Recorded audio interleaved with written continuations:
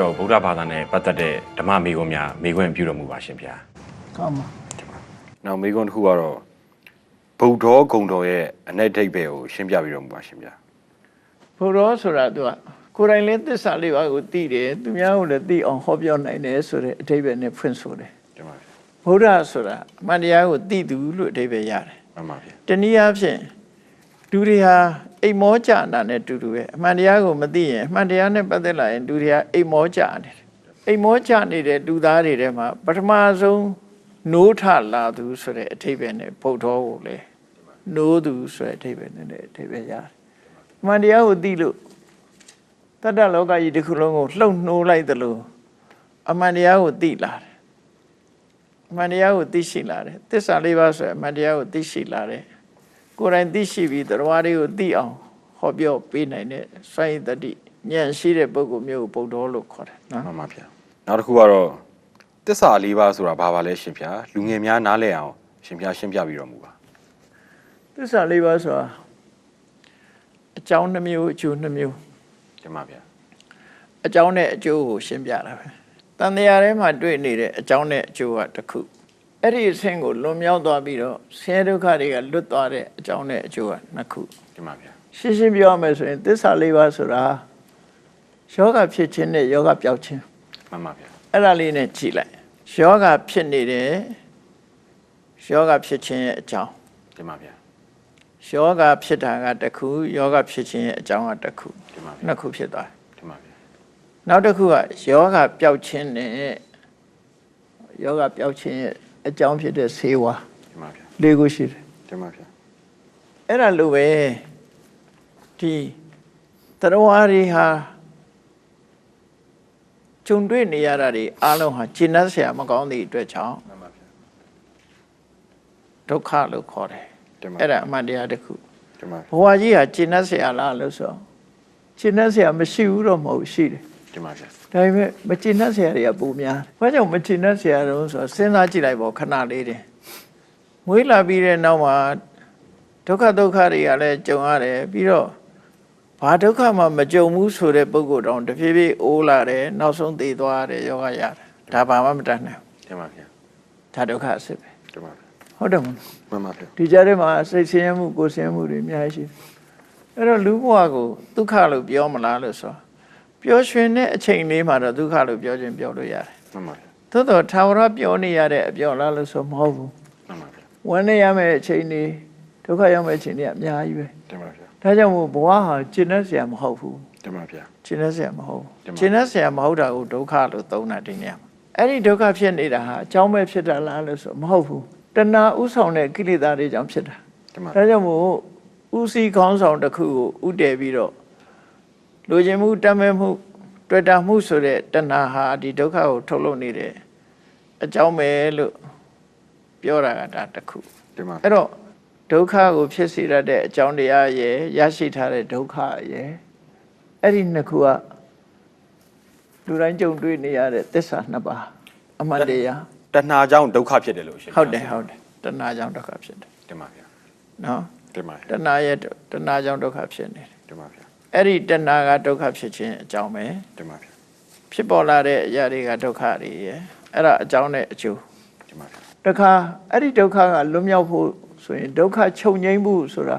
မရှိဘူးလားဆိုရှိတယ်မှန်ပါဗျာယောဂဖြစ်ရင်ယောဂပျောက်ခြင်းဆိုတာရှိတယ်တင်ပါဗျာအဲ့ဒါလိုပဲဒုက္ခဖြစ်ရင်ဒုက္ခချုပ်ငြိမ်းတယ်ဆိုတာရှိရမှန်ပါဗျာအဲ့ဒီဒုက္ခချုပ်ငြိမ်းသွားမှုဟာသူကအဆင့်တစ်ခုပဲအဲ့ဒါလည်းအမှန်တရားပဲအဲ့ဒီဒုက္ခချုပ်ငြိမ်းသွားတာဟာသူ့ဘာသူချုပ်ငြိမ်းတာလားဆိုတော့မဟုတ်ဘူးတင်ပါဗျာမဂ္ဂင်၈ပါးအကျင့်တရားကိုမြတ်စွာဘုရားဟောတဲ့အတိုင်းကျင့်တဲ့အကျင့်မှတင်ပါဒုက္ခချုပ်ငြိမ်းမှုဆိုပြီးတော့ဘာသာတရားတွေကအမျိုးစုံကြိုးစားကြတယ်သူတို့လည်းသူတို့နီးသူတို့ဟန်နေနဲ့လုပ်ကြတယ်ဒါပေမဲ့လို့တကယ်ချုပ်နိုင်တဲ့အဆင့်ကိုသူတို့မတွေ့ကြဘူးမြတ်စွာဘုရားပွင့်လာတော့မှအဲ့ဒီအဆင့်ကိုလုံးဝရသွားတင်ပါဗျာအဲ့ဒါတော့ဗါလဲဆိုဝိပဿနာတရားပဲမဂ္ဂင်၈ပါးအကျင့်တရားပဲတင်ပါဗျာမဂ္ဂင်၈ပါးအကျင့်တရားမရှိဘဲနဲ့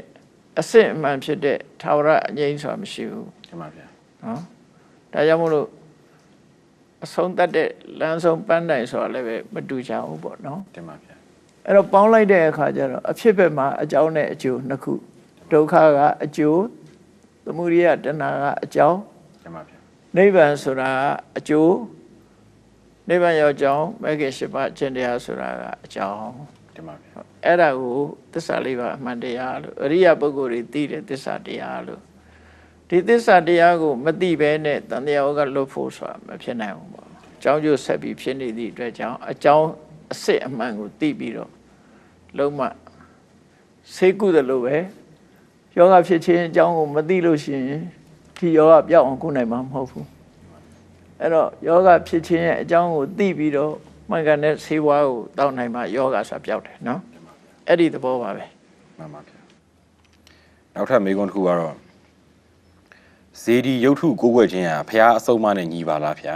မြတ်စွာဘုရားရှင်ကိုယ်တိုင်ရောဇေဒီရုပ်ထုကိုးကွယ်ဖို့မှာကြားခဲ့ခြင်းရှိပါလားရှင်ဗျာ စေဒီရုပ်တုဆိုတာတော့ဘုရားလက်ထက်ကမရှိလို့အထူးမမှားခဲ့ဘူး မှန်ပါဗျာ စေဒီတေတာကိုတော့ရှိတယ်ပေါ့နော် မှန်ပါဗျာ ထူးခြားတဲ့ပုဂ္ဂိုလ်တွေရဲ့ကြံရစ်တဲ့ relate လို့ခေါ်တဲ့အယိုးဓာတ်တွေပေါ့အယိုးတွေကိုအဲ့ဒါတွေကိုလမ်းလေးစုံမှာတည်ထားမယ်ဆိုလို့ရှိရင်အဲ့နာရောက်တဲ့ပုဂ္ဂိုလ်တွေအလုံးဟာသူ့ရဲ့ဂုဏ်ကျေးဇူးတွေကိုတတိယပြီးတော့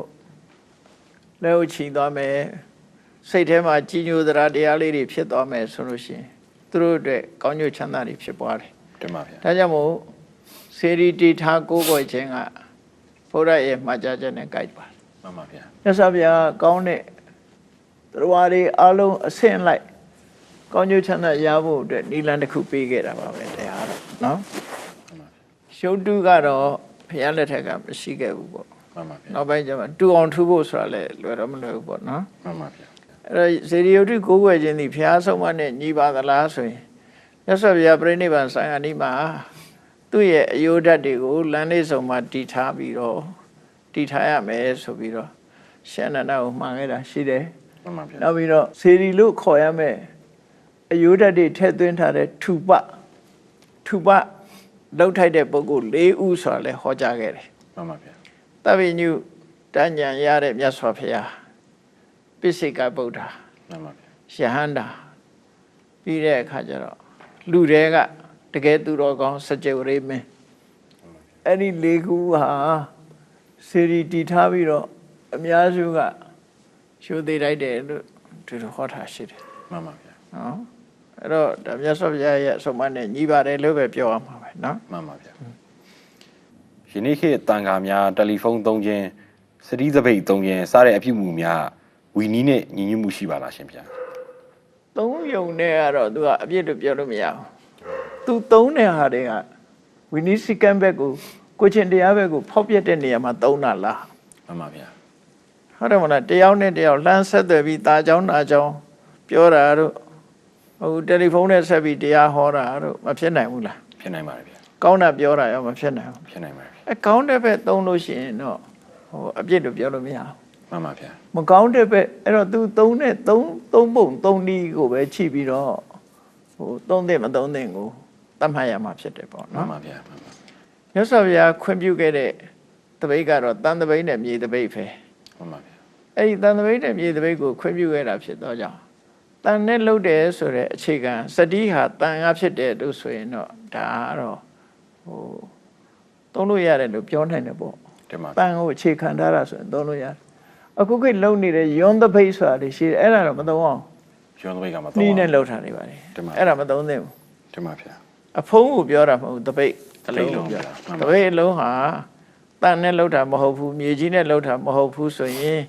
မြတ်စွာဘုရားခွင့်ပြုတာကတန်နဲ့မြေကြီးနဲ့ဒီနှစ်ခုပဲခွင့်ပြုခဲ့တာဖြစ်လို့ဒီနှစ်ခုပဲသုံးသင့်တယ်သို့တော့စတိတပိတ်ကဝင်းဝင်းလဲလဲအယောင်ကြီးဖြစ်နေတယ်ဟို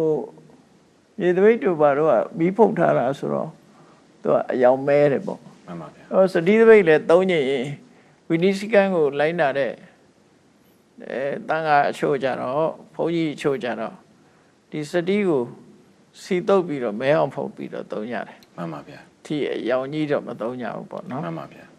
အဲ့တော့စတိဟာတန်ဆိုလို့ရှိရင်တော့အတက်ထဲမှာတော့အကျုံးဝင်ပါတယ် မှန်ပါဗျာ သို့တော့အယောင်တစ်ခုပဲစဉ်းစားရမှာပေါ့နော် မှန်ပါဗျာမှန်ပါဗုဒ္ဓဘာသာဝင်များမှာရွှေကျင်ခိုင်းစသဖြင့်ခိုင်းမျိုးမျိုးကွဲနေရဘာကြောင့်ပါလဲရှင်ဗျာအဲ့လိုခိုင်းနေကွဲနေရရောဝီနီးနဲ့ ဖះဟောနဲ့ညီညွတ်ပါလားရှင်ဗျာ ဒီနေရာမှာခိုင်းကွဲတယ်ဆိုတာ group လေးတစ်ခုပါပဲဗမာပြည်မှာကအယူဆကြောင့်ကွဲတဲ့ခိုင်းဟာရှားပါတယ် မှန်ပါဗျာ နော် မှန်ပါ ထင်ရှားကြော်ကြားတဲ့ဆရာတော်ကြီးတွေရဲ့နောက်ကသူ့တပည့်အစုလိုက်နာနေထိုင်မှုပဲအဆုံးအမနဲ့ပတ်သက်ပြီးလိုက်နာနေထိုင်မှုတွေကိုကဏလို့ခေါ်တာ မှန်ပါဗျာ ရှေးဘုရင်တွေလက်ထက်မှာတော့ကာမဝါတီရွာเจ้าမှာနေတဲ့ခိုင်းကကာမဝါတီခိုင်း မှန်ပါဗျာ တောမှာနေတဲ့ခိုင်းကအရိညာဝါတီခိုင်းလို့ခိုင်းကြီးနှစ်ခိုင်းရှိတယ်ရှင်တော့ မှန်ပါဗျာ ဒါပုဂ္ဂိုလ်ရဲ့အကျင့်အနေထိုင်ကိုကြည့်ပြီးတော့ကွဲတဲ့အကွဲခုနဝီနီးနဲ့ပတ်သက်တဲ့ကွဲတဲ့အကွဲမဟုတ်ဘူးဗမာပြည်မှာရှိတဲ့ခိုင်းနေ မှန်ပါဗျာ ဆရာအစဉ်ဆက်သူတို့ဆရာဆုံးမတာနောက်ကိုလိုက်တော့ပြီးတော့သူတို့ရဲ့ group အုပ်စုလေးတစ်ခုအနေနဲ့ဖွဲ့တာ မှန်ပါဗျာ အခုလည်းပဲ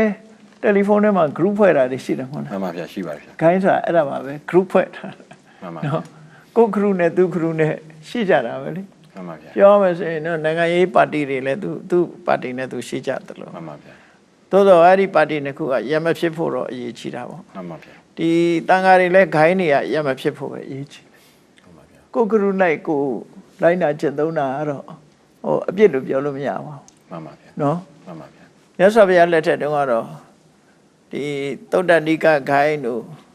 အဘိဓမ္မိကဂိုင်းတို့ဒီလိုဟာမျိုးတွေလည်းရှိပါတယ် မှန်ပါဗျာ ခရုလိုက်လေးတွေနေကြတာဒါလူရဲ့သဘာဝပါပဲ မှန်ပါဗျာ ခိုင်းချင်းချင်းမတည့်ပဲနဲ့ရံဖြစ်နေရင်တော့အဲ့ဒါရံဖြစ်တာကတော့အပြစ်ပဲ မှန်ပါဗျာ အခုလို့အမည်နာမကွဲပြားနေခြင်းကအပြစ်မရှိပါဘူး မှန်ပါဗျာ စစ်တပ်မှတော့မှပဲရေဓာတ်ရှိတယ်လေဓာတ်ရှိတယ်ကြီးဓာတ်ရှိတယ်သူခရုနဲ့သူပဲ မှန်ပါဗျာ ဟုတ်တယ်မဟုတ်လား မှန်ပါဗျာ အဲ့ဒါအပြစ်မဟုတ်ဘူးလူတွေမှာလည်းပဲ association တွေအများကြီးရှိတယ် မှန်ပါဗျာ ကိုရက်ွယ်ကိုဒေတာကိုအနေကိုအဖွဲ့အသင်းတွေအများကြီးရှိတယ်အဲ့ဒီဘောပါပဲဒီဟာ မှန်ပါဗျာ အပြစ်မရှိပါဘူးဒီဟာတော့ဝီနီးနဲ့လည်းဆန့်ကျင်မဲ့မရှိပါဘူး မှန်ပါဗျာတတ်လို့စားခြင်းဟာဖះဟောတဲ့ထဲမှာပါပါလားရှင်ဗျာမြတ်စွာဘုရားကိုရန်ရောတတ်လို့စားတဲ့အကျင့်ကိုအကျင့်သုံးခဲ့ပါသလားမြတ်စွာဘုရားကတရားဝါတွေကိုကယ်တင်ပေးတာဖြစ်တော်ညာလဲဘာကြောင့်မလို့သူတို့အသားနဲ့ချက်လုပ်ထားတဲ့ဟင်းများကိုဖုံးမိခဲ့ပါလဲရှင်ဗျာ တတ်လို့စားခြင်းကိုရသော်ဗျာကတိလအကျင့်ဖြစ်လည်းမဟောခဲ့ဘူးဒူတင်အကျင့်ဖြစ်လည်းမဟောခဲ့ဘူး မှန်ပါဗျာ ဖះမပွင့်ခင်ကတတ်လို့စားတဲ့အကျင့်တွေရှိခဲ့တယ် မှန်ပါဗျာ ရသော်ဗျာကတော့အပြစ်ရှိတဲ့ဟာမှတားမြစ်တယ်အပြစ်ဆိုဒီမှာအကုသိုလ်ဖြစ်တဲ့အရာမျိုးကိုသာတားမြစ်ပြီးတော့အကုသိုလ်မဖြစ်တဲ့အရာမျိုးကိုတားမြစ်ခြင်းမရှိဘူး မှန်ပါဗျာ ရမြတ်စွာဘုရားအစားအစာနဲ့ပတ်သက်ပြီးတသက်လို့စားရမယ်ဆိုတာမျိုးတော့ရန်တွေကိုလည်းမညွန့်ပြခဲ့ဘူးလူတွေကိုလည်းမညွန့်ပြခဲ့ဘူး မှန်ပါဗျာ အဓိကကတော့ဘာသာစာတမေတမောကြီးအရသာပေါ်မှာတွေ့တာတဲ့ရတတဏဆိုတာကို မှန်ပါဗျာ မထားဖို့ပဲဆုံးမခဲ့တာဖြစ်တယ် မှန်ပါဗျာ မြတ်စွာဘုရားမပွင့်ခင်ကတော့တသက်လို့စားတာကိုအဓိကထားပြီးတော့တသက်လို့စားမှကိုကျင့်တရားပြည့်စုံတယ်တသက်လို့မစားလို့ရှိရင်ဒါအနန္ဆိုးရှိတဲ့ပုဂ္ဂိုလ်အဖြစ်သတ်မှတ်ပြီးတော့တသက်လို့စားတဲ့ပုဂ္ဂိုလ်တွေကတသက်လို့မစားတဲ့အသားစားတဲ့ပုဂ္ဂိုလ်ကဲ့ရဲ့ရှုတ်ချခဲ့တယ်ဆိုတာ မှန်ပါဗျာ ရှိခဲ့ဘူးတယ် မှန်ပါဗျာ အာမခန္ဓာသုတ်တံဆိုတာသုတ္တနိဗ္ဗာန်ပါဠိတော်မှာမှတ်တမ်းတင်ထားတာရှိတယ် မှန်ပါဗျာ မြတ်စွာဘုရားအနေနဲ့ကတော့အစာအာဟာရကိုစားတဲ့အခါမှာ မှန်ပါဗျာ သူများအသက်တပ်ဖြတ်ထားတဲ့သူများရဲ့အသားပါရမပါရကိုစားတဲ့မစားတဲ့ဒီဟာကိုလုံးဝကိုချင်းတရားထဲမှာအထက်သွင်းပြီးမဟောကြဘူးရှောင်ကျင်ခြင်းကြောင့်ဖြစ်နိုင်တဲ့အကျိုးမရှောင်ကျင်ခြင်းကြောင့်ရလာမဲ့အပြစ်ဆိုတာမျိုးဟာ မှန်ပါဗျာ ကုသိုလ်အကုသိုလ်ဆိုတဲ့အပြစ်တွေမဖြစ်လို့မြတ်စွာဘုရားဒါကိုမဟောရလို့ဆိုရမယ်သို့တော့အသားစားမှုနဲ့ပတ်သက်ပြီးတော့ယဟန်တွေကိုပြညတ်ခဲ့တာရှိတယ် မှန်ပါဗျာ မအပ်တဲ့အသား10မျိုးကိုယဟန်တော်တွေမစားရဘူးအသား10မျိုးကိုတော့ရှောင်ကျဉ်ဖို့မြတ်စွာဘုရားဟောတယ် တင်ပါဗျာ ကျန်တဲ့အသားတွေကြတော့အချက်3ချက်လွတ်ကင်းလို့ရှိရင်စားနိုင်တယ်လို့ဒီလိုခွင့်ပြုတယ် တင်ပါဗျာ လူမျိုးနွယ်ချင်းဖြစ်တဲ့လူသား မှန်ပါဗျာ မစားသင့်ဘူး မှန်ပါဗျာ မျိုးနွယ်တူဖြစ်တာလို့မစားသင့်ဘူး မှန်ပါဗျာ စင်တို့မြင်းတို့ဟာဘယင်းခေတ်ကရင်ဖြစ်အသုံးပြုတယ်စစ်တပ်မှာအသုံးပြုတယ်ဒါကြောင့်မို့ဘယင်းတွေကစင်မြင်းကိုတမိုးထားတယ် မှန်ပါဗျာ စင်သားမြင်းသားစားရဆိုရင်ဘယင်းတွေကအပြစ်ပေးတတ်တယ်ပေါ့နော် မှန်ပါဗျာ ဒါကြောင့်မို့စင်သားမြင်းသားမစားရအောင် မှန်ပါဗျာ တောရိုင်းတရိษံတွေရဲ့အသားဖြစ်တယ်ချင်းသေးတို့ကြားတို့တစ်တို့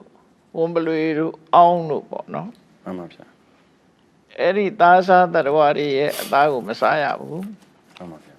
ဘာဖြစ်လို့အဲ့လိုပြည့်ညတ်တယ်လဲလို့ဆိုလို့ရှိရင်ရဟန်းတွေကတရားကျင့်တဲ့အခါမှာတောထဲမှာကျင့်ကြတာရှိတယ် မှန်ပါဗျာ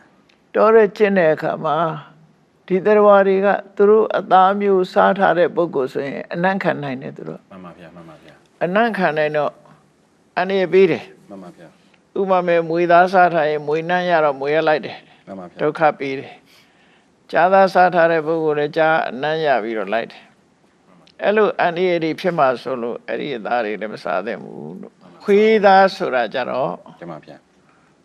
အိန္ဒိယနိုင်ငံမှာတကယ်ဇန်နေတဲ့ပုဂ္ဂိုလ်တွေစားတာအောက်တန်းကြတဲ့ပုဂ္ဂိုလ်တွေစားတာဆို မှန်ပါဗျာ လူအများစုကခွေးသားစားတယ်ဆိုရင်အထင်သေးမြင်သေးဖြစ်တယ် မှန်ပါဗျာ ဒါကြောင့်မို့ခွေးသားဆိုတာလေမစားရဘူးเนาะ မှန်ပါဗျာ အဲ့လိုမစားရမယ့်အသားတွေကိုတော့သတ်မှတ်ပေးထားရှိတယ် မှန်ပါဗျာ နော်သူ့ချောင်းနဲ့သူပဲဒါတွေက မှန်ပါဗျာ ခုနက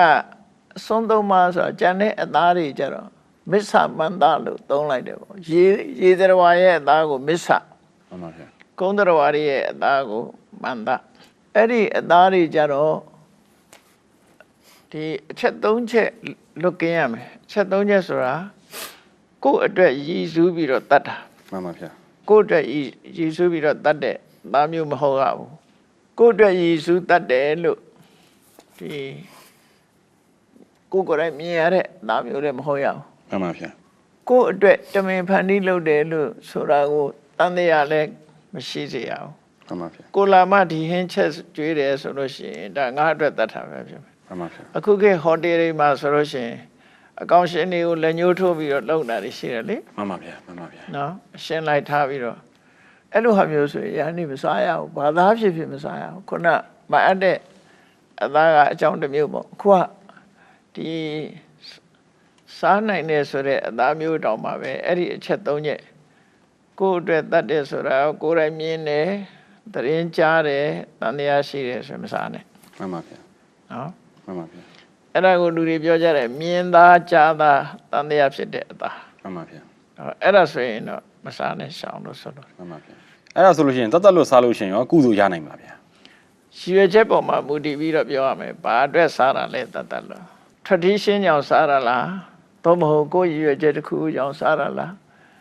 ဒီတတ်လို့စားခြင်းဖြင့်နိဗ္ဗာန်ကိုရနိုင်တယ်ဆိုတဲ့တန်တရားကလွတ်နိုင်တယ်ဆိုတဲ့ရည်ရွယ်ချက်နဲ့စားရလားအဲ့ဒါရည်ရွယ်ချက်ကိုကြည့်ရမယ် မှန်ပါဗျာ တန်တရားကလွတ်တယ်လို့ရည်ရွယ်ချက်နဲ့စားရင်ဒါမှားတယ် မှန်ပါဗျာ တတ်လို့စားရုံနဲ့တန်တရားကမလွတ်နိုင်ဘူး မှန်ပါဗျာ အချင်းချင်းမှပဲရတယ် မှန်ပါဗျာ အဲ့မျိုးကြတော့မှားတယ် မှန်ပါဗျာ ဩသရဝါတွေကိုမေတ္တာပို့ခြင်းလို့ကျင့်တရားဥတည်ပြီးတော့စားမယ်ဆိုလို့ရှိရင်ဒါစားနိုင်တယ်ဘုရားကစားလို့လည်းမပြောဘူးမစားနဲ့လို့လည်းမပြော မှန်ပါဗျာ တတ်လို့စားလို့ခုနကောင်းကျိုးချမ်းသာတွေရတယ်ဆိုတဲ့ရည်ရွယ်ချက်နဲ့ကိုချင်းသီလပြည့်စုံတယ်ဆိုရည်ရွယ်ချက်တွေနဲ့စားမယ်ဆိုရင်တော့ဒါတတ်လို့စားရုံနဲ့ဖြစ်နိုင်တာမဟုတ်ဘူးရှောင်ကျင်ရမယ့်သီလလိုက်နာကျင့်သုံးရမယ့်သီလဆိုတဲ့ထဲမှာလေမြတ်စွာဘုရားသူများသားစားခြင်းမှရှောင်စားတာကိုသာမရှောင်ခိုင်းတာတတ်တာကိုတော့မလုပ်ကောင်းဘူး မှန်ပါဗျာမှန်ပါဗျာ အဲ့တော့တချို့လူတွေကပြောကြတယ်တတ်တာနဲ့စားတာစားသူရှိလို့တတ်တယ်လို့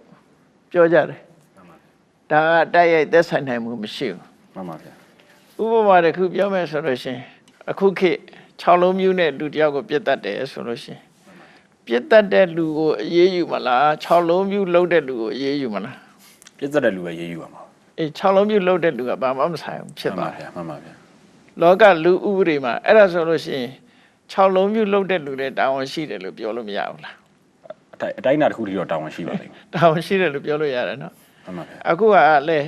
အဲ့ဒီသဘောမျိုးလူတွေကပြောနေကြတယ်စားတဲ့လူရှိလို့တတ်ပေးတယ်ဆိုတာအဲ့တတ်တဲ့လူတွေကဒီလူတွေစားပါစေဆိုတော့ရည်ရွယ်ချက်နဲ့တတ်တာလားသို့မဟုတ်သူတို့ပတ်စံရဖို့တတ်တာ သူတို့စီးပွားရှာဖို့အတွက်ပဲတတ်တာ ဒါပဲ သူစားဖို့တတ်ပေးတာမဟုတ်ဘူး မှန်ပါဗျာ ငွေကြေးတနာအတွက်တတ်တာဖြစ်တယ် မှန်ပါဗျာမှန်ပါဗျာ အဲ့တော့ intention တွေကတခြားစီ မှန်ပါဗျာ တခြားစီဖြစ်သည့်အတွက်ကြောင့်အပြစ်သက်ရောက်တယ်ဆိုတာအခုခေတ်လူဥပဒေကတောင်မှပဲတနတ်နဲ့ပြည့်လို့ရှိရင်တနတ်လက်လှုပ်တဲ့လူတို့ဘာတို့ဘာတာဝန်မှမရှိဘူးတတ်တဲ့လူပဲတာဝန်ရှိတယ် မှန်ပါဗျာ အဲ့လိုပဲကံတရားရဲ့တဘာဝမှာလည်းပဲဒီလိုရှိတယ် မှန်ပါဗျာ ဟုတ်တယ်မဟုတ်လား မှန်ပါဗျာ တာဝန်ရှိသူကတယောက်တာဝန်မရှိတဲ့ပုဂ္ဂိုလ်ကတယောက်ဖြစ်တယ်ပေါ့ မှန်ပါဗျာ တတ်ချင်းနဲ့စားခြင်းဟာမတူဘူး မှန်ပါဗျာ တတ်တဲ့အချိန်မှာဖြစ်တဲ့စိတ်စေတနာနဲ့စားတဲ့အချိန်မှာဖြစ်တဲ့စိတ်စေတနာတူမှမတူတာ မတူနိုင်ပါဘူးမှန်ပါဗျာမှန်ပါဗျာ တတ်တဲ့လူကဒေါသနဲ့တတ်တာလေ မှန်ပါဗျာ စားတဲ့လူကလောဘနဲ့ပဲစားရင်စားမှာ မှ ပေါ့ န်ပါဗျာမှန်ပါဗျာ တို့မို့သူတော်ကောင်းတွေဆိုလို့ရှိရင်တရားတွေဒီ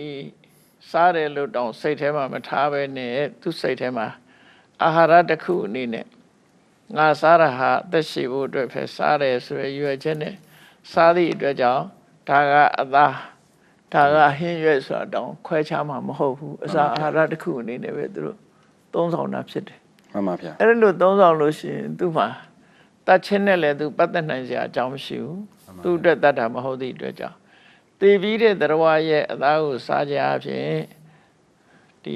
အပြစ်မဖြစ်နိုင်ဘူးလို့ မှန်ပါဗျာ ဒီမြတ်စွာဘုရားပွင့်တော်မူတဲ့အချိန်ကအခုခေတ်ဂျိန်းဝါဒလို့ခေါ်တဲ့နိခန္ဓဝါဒ မှန်ပါဗျာ သူကစားသူနဲ့တတ်သူဟာနှစ်ယောက်စလုံးတာဝန်ရှိတယ် မှန်ပါဗျာ 50-50 မှန်ပါဗျာ စားသူကရခိုင်နှုန်း90 မှန်ပါဗျာ တတ်သူကရခိုင်နှုန်း90လို့ဆိုပြီးတော့ မှန်ပါဗျာ တော့အဲ့လိုဘာသာဝါဒတွေလည်းရှိတယ် မှန်ပါဗျာ အဲ့ဒါကိုမြတ်စွာဘုရားလက်မခံဘူးအဲ့ဒါဟာ မှန်ပါဗျာ ဘာကြောင့်လို့ဆိုရင်အတွင်းစိတ် intention မပါရင်မရ မှန်ပါဗျာ အဲ့တကူတော့ရှိတယ်ကြက်သားကြိုက်တဲ့လူကကြက်မြင်လည်းညှိုးထုတ်ပြီးကြက်တွေကိုတတ်ပါစေဆွဲဆက်ရှင်တော့အဲ့ဒီစိတ်ကြောင့်တော့သူငရဲကြည့်မယ် မှန်ပါဗျာမှန်ပါဗျာ ဟုတ်တယ်မဟုတ်လား မှန်ပါဗျာ အဲ့လိုမဟုတ်ဘဲနဲ့သူကတည်သွားတဲ့အကောင်ရဲ့အသားတစ်ခုကိုအာဟာရတစ်ခုအနေနဲ့သူစားသုံးမယ်ဆိုရင်သူ့မှာအပြစ်သက်ရောက်နိုင်ဘူးမရှိဘူးပေါ့ မှန်ပါဗျာ မရှိဘူးပေါ့ မှန်ပါဗျာ တတ်သူနဲ့စားသူဟာစိတ်နေသဘောထားခြင်းနဲ့ဗဒမကွာခြားတယ် မှန်ပါဗျာ တတ်တဲ့လူကလည်းဒီစားတဲ့လူတွေအတွက်တတ်ပေးတာမဟုတ်သည့်အတွက်ကြောင့်ပြောမယ်ဆိုရင်စားတဲ့လူတွေရှိနေလို့တတ်ပါတယ်လို့ဆိုတာဟာစားဖို့တတ်တာမဟုတ်ဘူးငွေကြေးတနာရလို့တတ်တာဖြစ်တယ်ပေါ့စားတဲ့လူမရှိလေတတ်တာတွေတရားတွေကတော့သူတို့ရဲ့ကံကြမ္မာအရသိဆုံးနေကြတာတွေရှိတယ်ဥပမာရှေးရခင်ကဆင်းတွေကိုတတ်ကြတယ်ဆိုတာအစွဲလိုခြင်းလို့တတ်တာစားဖို့တတ်တာမဟုတ် မှန်ပါဗျာမှန်ပါဗျာ ဒီကျက်တစ်တွေဘာတွေကြားတွေတတ်တာဆိုတာအရေးကုန်းလို့ခြင်းလို့တတ်တာ မှန်ပါဗျာ သမင်းနေတတ်တယ်ဆိုတာအရေးကုန်းလို့ခြင်းလို့တတ်တာ မှန်ပါဗျာ သူအဲ့လိုတတ်တာမျိုးတွေကြတော့ခုနစားဖို့လို့မဟုတ်ဘူးပေါ့နော် မှန်ပါဗျာ အဲ့တော့စားတဲ့လူတွေနဲ့ပတ်သက်မှုမရှိဘူးမရှိတဲ့လူကိုတရားစွဲတာနဲ့တွားပြီးတော့ responsible ဖြစ်တဲ့လူကိုတရားစွဲတယ်လို့ဖြစ်မှာပေါ့အဲ့ဒီယူဆ မှန်ပါဗျာမှန်ပါဗျာ တတ်လို့စားခြင်းဟာဘုရားဟောထဲမှာပါသလားဆိုတာမပါဘူး မှန်ပါဗျာ မပါဘူးဆိုတာသီလအကျင့်တရားတစ်ခုအနေနဲ့လည်းမပါဘူးဒုတင်ငါဆိုတဲ့အထူးကျင့်ရတဲ့ချိုးချံချွေတာမှုဆိုတဲ့ဒုတင်အကျင့်တွေမှလည်းမပါဘူးလို့သူတို့ပြောရမယ် မှန်ပါဗျာ ဘုရားကိုယ်တိုင်ရောတတ်လို့စားခဲ့သလားဆိုမြတ်စွာဘုရားကတန်လဟုကဝုဒ္ဓိ symbol light နဲ့အသက်မွေးတာဖြစ်တယ် မှန်ပါဗျာ သူကအကယ်၍မြတ်စွာဘုရားကအသားမစားဘူးလို့ညင်းပယ်ခဲ့လို့ရှိရင်အသားစားတဲ့ဒေတာကသူဆွမ်းခံစားဖို့ခက်သွားတယ် မှန်ပါဗျာ ဒါသူ့အတွက်တော့မကြည့်မှာမဟုတ်ဘူး မှန်ပါဗျာ အပြစ်မရှိလို့သာမြတ်စွာဘုရားကဟိုတားမြစ်တာမဟုတ်တာနော် မှန်ပါဗျာမှန်ပါဗျာ ဟိုဒါစဉ်းစားဖို့ပြောပြတာ မှန်ပါဗျာ ဘယ်သူပဲဖြစ်ဖြစ်ဒီကိုစားတဲ့ဟာကိုလှူကြတာလူတွေက မှန်ပါဗျာမှန်ပါဗျာ ကိုစားတာလှူတော့တသက်လို့ဖြစ်ချင်လည်းဖြစ်မယ်မဖြစ်ချင်လည်းမဖြစ်ဘူး မှန်ပါဗျာ ဘာပဲလှူမြတ်စွာဘုရားရတာလေးနဲ့ရောင်ရဲတယ်ဆိုတဲ့တန်တော်တခုံနဲ့မြတ်စွာဘုရားကျင့်ကြံကြုတ်ကိုအားထုတ်တာဖြစ်လို့ မှန်ပါဗျာ ဟာငါဒီသားမစားဘူးဟင်းရွက်မှစားမယ်ဆိုလို့ရှိရင်ဒုပ္ပရဖြစ်သွားမှာပေါ့မွေးမြူရခက်သွားတာမျိုး မှန်ပါဗျာမှန်ပါဗျာ ပြီးတော့ဒါကဘုရားကိုရေးကိုယ်တာနဲ့ပြောရမှာ မှန်ပါဗျာ မြတ်စွာဘုရားရဲ့တပည့်တရားကျင့်ဖို့ဆိုတဲ့ဝင်လာတဲ့ပုဂ္ဂိုလ်တွေဟာလူမျိုးအသီးသီးကဝင်လာတာဖြစ်တယ် မှန်ပါဗျာ သားစားမှုကိုရှောင်ကျဉ်တဲ့ပုဂ္ဂိုလ်တွေကလည်းသာသနာ့ဘောင်ဝင်တာရှိတယ် မှန်ပါဗျာ အသားစားတဲ့အမျိုးအစားတွေကလည်းသာသနာပေါင်းဝင်လာတာရှိတယ် မှန်ပါဗျာ အဲ့တော့ငါသာသနာမှာတတ်လွတ်ဖဲစားမယ်လို့ပြညတ်ခဲ့လို့ရှိရင်အသားစားတဲ့လူတွေအတွက်ဒါခက်ခဲတစ်ခုဖြစ်သွား မှန် တယ် ပါဗျာမှန်ပါဗျာ ဟုတ်တယ်မဟုတ်လား မှန်ပါဗျာ သူတို့ကိုဟိုရင်းဖြစ်ရောက်သွားတယ်ကန့်တတ်ရရောက်သွား မှ တ န် ယ် ပါဗျာမှန်ပါဗျာ ဒါကြောင့်မို့ဒါလိုလဲမလိုအဲ့လိုမြတ်စွာဘုရားအဲ့လိုကန့်တတ်တာမရှိဘူး တမန်ဗျာ မြတ်စွာဘုရားကိုယ်တိုင်လည်းအာဟာရအနေနဲ့ဘယ်သူပဲကတ်တဲ့ဟာကိုအပြစ်ကင်းမေတ္တာနဲ့ပဲအာဟာရတစ်ခုအနေနဲ့ပဲစားတယ်တမက်တမောစားတာမဟုတ်ဘူးဒီအစာအာဟာရစားမှခန္ဓာကိုယ်ဆိုတာတည်ထနိုင်တယ်ဆိုတဲ့အနေနဲ့မြတ်စွာဘုရားလည်းအသာစားတယ်လို့ဆိုတာတော့ရှိတယ် မှန် နော် ပါဗျာမှန်ပါဗျာမှန်ပါဗျာ အဲ့ဒါကအများကြီးပဲဘုရားကိုအပြစ်တင်ခံရတယ် မှန်ပါဗျာ ဘုရားလက်ထက်ကလေးကလည်းအသာစားလို့အပြစ်တင်ခံရတယ် မှန်ပါဗျာ အာမဂဏသုံးပါကြည့်မယ်ဆိုရင်ဖះကိုညီစောနန်းတဲ့ပုဂ္ဂိုလ်တယောက်အဖြစ်ဆွဆွဲပြောဆိုခဲ့တယ်မြတ်စွာဘုရားရှင်းပြလိုက်တယ် မှန်ပါဗျာ တကယ်ကဒီအသားစားခြင်းမစားခြင်းနဲ့မပတ်သက်ဘူးရှင်တဲ့ကိလေသာနဲ့ပတ်သက်တယ် မှန်ပါဗျာ စိတ်နေသဘောထားတွေစိတ်ထားတန်ရှင်းမှုကအရေးကြီးတယ်ဆိုတော့မြတ်စွာဘုရားရှင်းပြတယ် မှန်ပါဗျာမှန်ပါ အဲ့တော့အသားစားတတ်လွတ်စားပြီးတော့စိတ်ပုတ်စိတ်ယုတ်တွေနဲ့နေလို့ရှိရင်ဒါအပြစ်ဖြစ်မှာပဲ မှန်ပါဗျာ နော်အသားစားပြီးတော့မေတ္တာပို့ပြီးကောင်းကောင်းမွန်မွန်နေတဲ့ကိုချင်းသီလနဲ့ပြည့်စုံတဲ့ပုဂ္ဂိုလ်ကတော့ဟိုစိတ်ကဖြူစင်းနေမှာပဲ မှန်ပါဗျာ အဲ့တော့အဓိကကတော့မြတ်စွာဘုရားရဲ့အဆုံးအမဟာ mind center teaching လို့ခေါ်တယ်စိတ်ကိုဗဟိုပြုပြီးဆုံးမတာ မှန်ပါဗျာ စိတ်ကိုဗဟိုပြုပြီးဆုံးမတာဖြစ်တော့ကြောင့်ဒီစိတ်သာရှင်စောဖရာဟောလို့ဗမာတွေတောင်ပြောကြသေးတယ် မှန်ပါဗျာ စိတ်ကအဓိကဖြစ်သည့်အတွက်ကြောင့်တရားရီသိပါစေဆွဲစိတ်ဓာတ်မရှိဘူးအလုံးပေါ်မှာအကျဉ်းတရားနဲ့မေတ္တာထားတယ်ဆိုတော့ဘာစားစားသူကဒီအစားစားကခန္ဓာကိုယ်တီးထမ်းယုံရည်ရွယ်ချက်ကလွဲလို့ဘာမှမပါဘူး မှန်ပါဗျာ သားစားခြင်းမစားခြင်းကိုရေးကြီးခွင့်ချက်လုပ်ပြီးမြတ်စွာဘုရားဘာမှမပြောဘူး မှန်ပါဗျာ နော်အဲ့ဒီမှာဒေဝရကတင်ပြခဲ့ဘူးတယ်ယဟန်နေဟာတတ်လွတ်ဖက်စားမယ်အသားစားလို့ရှိရင်အဘသင်စေရမယ်အပြစ်တင်ရောက်စေရမယ်ဆိုတာမြတ်စွာဘုရားလက်မခံဘူးသူပြညတ်ထားတာပြည့်စုံတယ်တဲ့ မှန်ပါဗျာ မစားသင့်တဲ့အသား10မျိုးရယ်ခုနကအစွန်း3မျိုးဟိုရွယ်ချက်အချက်3ချက်ကလွတ်ကင်းလို့ရှိရင်စားနိုင်တယ်ဆိုတာဒါပြည့်စုံသွားပြီပေါ့ မှန်ပါဗျာ ဒီဥပဒေကပြင်းစရာမလိုဘူးလို့မြတ်စွာဘုရားသတ်မှတ်ထားတယ် မှန်ပါဗျာ တရားတွေကိုကတင်ပေးနေတာဖြစ်တော့လေဘာလို့သူတို့ရဲ့အသားနဲ့ချက်လုပ်တဲ့ဟင်းများကိုဖုံးပေးတရားကတင်နာနဲ့အသားအစာစားတာနဲ့ဘာမှမဆိုင်ဘူးသူ မှန်ပါဗျာ တရားကတင်နေဆိုဘလို့ကတင်နာလဲအစာငတ်ခံပြီးကတင်ရမှာလား မှန်ပါ သို့မဟုတ်နော်ကိုကြိုက်တဲ့အစာကိုရှောင်ပြီးမှကတင်နိုင်တာတရားကတင်တဲ့အလုပ်ဆိုတာကရုဏာနဲ့ပညာနဲ့သက်ဆိုင်တယ် မှန်ပါဗျာ ကရုဏာဆိုတာသူများဒုက္ခရောက်နေတာကိုမကြည့်နိုင်တာကရုဏာ တမန်ဗျာ ပညာဆိုတာတရားရရဲ့အကျိုးစီးပွားကိုသိရှိတာဒါလို့ရင်အကျိုးရှိတယ်ဒါလို့ရင်အကျိုးမရှိဘူးဆိုတာကို မှန်ပါဗျာ သိတာပေါ့အဲ့တော့လောကလူတွေမှာအကျဉ်းတရားတော့ရှိပါရဲ့ပညာမရှိလို့ရှိရင်ရှင်နစ်သူကိုဝါကူ၍နှိမ့်တယ်လို့ဆိုတာရှင်နစ်တဲ့လူကဝါနဲ့ထိုးလိုက်မှပို့ပြီးတော့နစ်သွားတယ်လို့ မှန်ပါဗျာ ပညာမရှိရင်အဲ့လိုပို့ပြီးဒုက္ခရောက်တယ် မှန်ပါဗျာ နော်ဆရာကဲမှဒုက္ခရောက်တယ်ဆိုတာလို့ မှန်ပါဗျာမှန်ပါ ဝမင်းကဲမှထောင်ချဆိုတာမျိုးလို့ဖြစ်တတ်တယ် မှန်ပါဗျာမှန်ပါ အပညာမရှိလို့ရှိရင်ကတင်ရမရောက်ဖဲနဲ့နှိမ့်ဆက်ရရောက်သွားတတ်တယ် မှန်ပါဗျာ ဆေးကုတာတောင်မှပဲဆေးကုလို့တည်သွားတဲ့တရားတွေရှိတယ်လေ မှန်ပါဗျာမှန်ပါဗျာ ဘာလို့လဲဆိုရင်အဓိကပညာအမတ္တမအရေးကြီးတယ် မှန်ပါဗျာ ရသော်ဘုရားကျတော့ပညာကြီးမားသည့်အတွက်ကြောင့်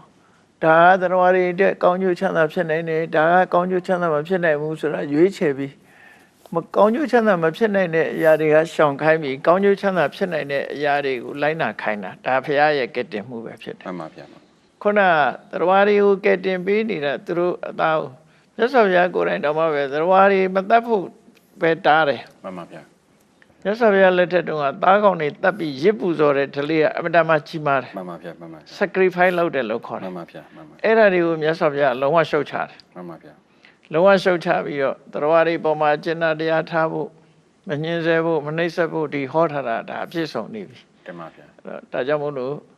ခုနအချက်နဲ့ဆက်သွယ်ပြီးပြောစရာဘာအကြောင်းမှမရှိဘူး မှန်ပါဗျာ နော် တမန်